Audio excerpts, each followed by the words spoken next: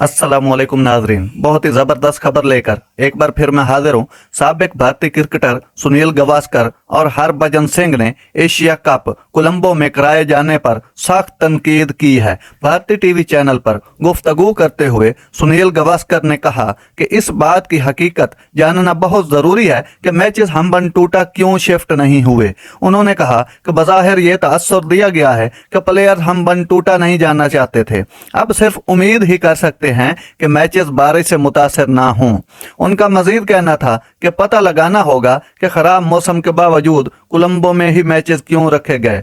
Player का सुकून अहम है, लेकिन यह भी जरूरी है कि खिलाड़ी क्रिकेट खेलें। भारतीय क्रिकेटर ने यह भी कहा कि एशिया कप में हर कोई वर्ल्ड कप से कबल अपना कॉम्बिनेशन देख सकता है।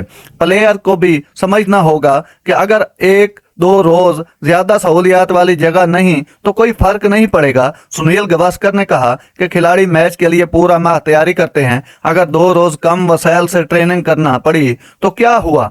इस मौका पर बात करते हुए हरभजन सिंह ने कहा कि हमारे वक्त में वेन्यू पर प्लेयर की राय नहीं होती थी, जहां मैच हो वहां हम खेलते थे।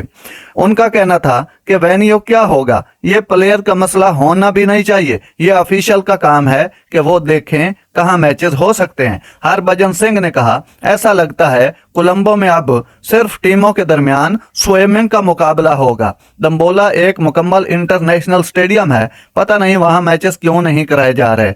भारतीय क्रिकेटर ने कहा कि अगर मैं होता तो कोलंबो में सूरज निकलने का इंतजार करने की बजाय दूसरी जगह क्रिकेट खेल लेता। मैच के लिए ट्रेनिंग की सहूलियात के फुकदान का बहाना गैर मंतकी है। नाजरीन, ये थी आज की जबरदस्त खबर जो मैंने आप तक पहुंचाई। अगर मेरा वीडियो अच्छा लगा हो तो